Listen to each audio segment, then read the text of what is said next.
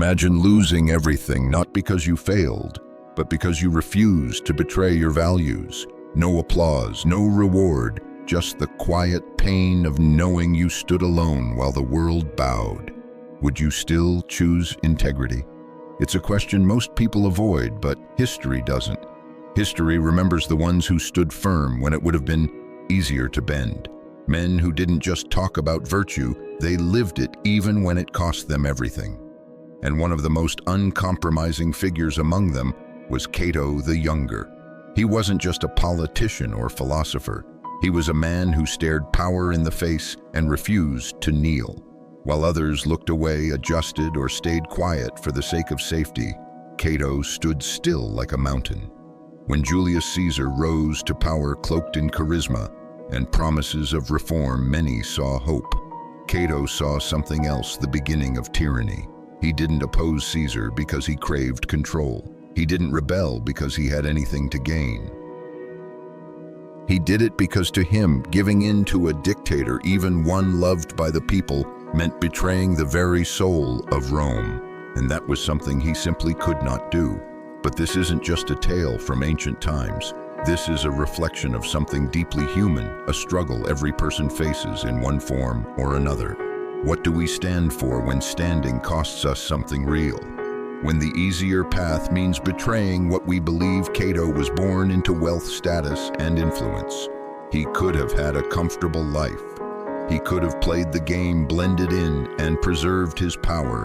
But from a young age, something in him burned differently. He wasn't swayed by comfort. He didn't hunger for approval. He didn't soften himself to fit the crowd. He was in every sense of the word a Stoic. Not a Stoic in speech, but in spirit. While others reached for silk and silver, Cato wore plain clothes. He walked barefoot through the cold. He trained his body to endure hardship and his mind to resist temptation, not because it made him look noble, but because it made him stronger. In a world addicted to luxury, he chose virtue. In a Senate driven by self-interest, he clung to principle. His actions weren't performative. They were grounded in the hard discipline of Stoic philosophy, a way of life that demanded virtue over comfort and character over compromise. Seneca once wrote, "It is not the man who has too little, but the man who craves more who is poor." Cato lived that truth. He didn't just quote Stoic teachings, he embodied them. While his peers traded favors and accepted bribes, he turned down every gift. Where others calculated advantage, he spoke the truth even when it cost him allies. It made him unpopular, it made him inconvenient, but it also made him unbreakable. So when Caesar crossed the Rubicon and marched on Rome, panic spread like wildfire. Senators fled, others flipped sides. Some pleaded for peace, but Cato, he chose resistance. Not because he was blind to the odds, he knew he couldn't win, but because he understood something far more important, that sometimes losing with honor is worth more than winning with compromise. He didn't fight Caesar for power, he fought for liberty, for the rule of law, for the idea that no man, no matter how clever or beloved, should rule without limits.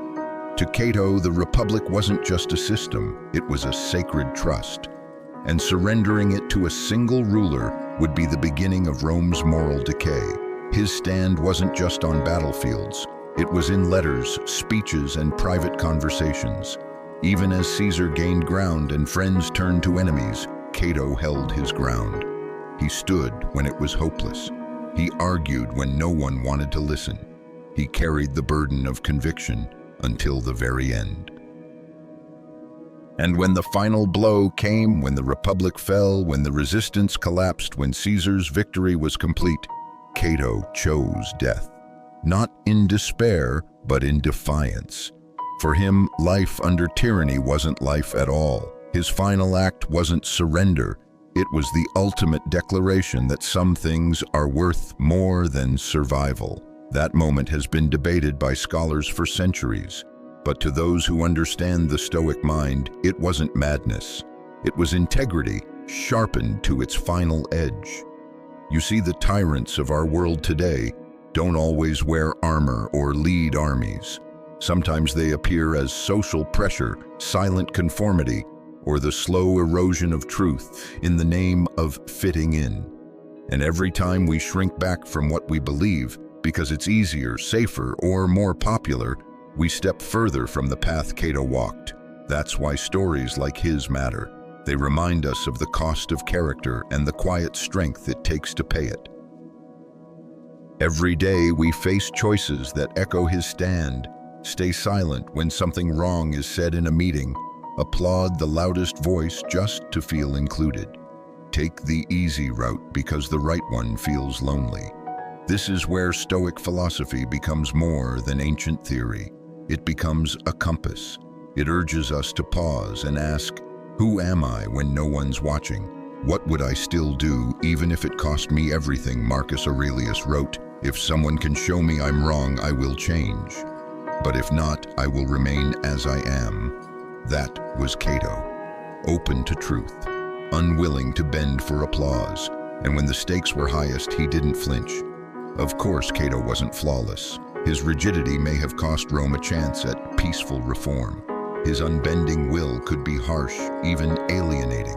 But in an era of moral collapse, that same inflexibility became his virtue. He was a reminder of what Rome could have been had more men chosen principle over politics. His influence didn't end with his death. It crossed oceans and centuries. The American revolutionaries read his story and found in it the courage to rise against empire. George Washington had a play about Cato performed for his troops at Valley Forge.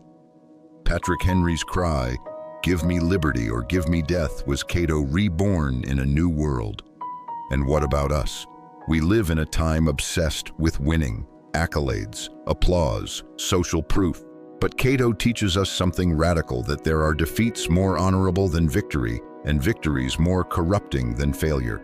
Maybe for you, staying true means walking away from a relationship that asks you to betray your values. Maybe it's refusing a promotion that would demand silence on what matters. Maybe it's simply choosing solitude over social approval. Whatever your battlefield looks like, remember, this Cato didn't win, but he didn't bow either. And that, in the deepest sense, is leadership. If you found something meaningful here, don't let it stop with you. Reflect, share, ask yourself, what would I be willing to lose in order to stay whole? And if you want more stories like this, real, raw, rooted in Stoic philosophy and moral clarity, join us here at Stoic Leadership Insights. We're not here to follow trends. We're here to remember what matters. Because long after power fades, character remains.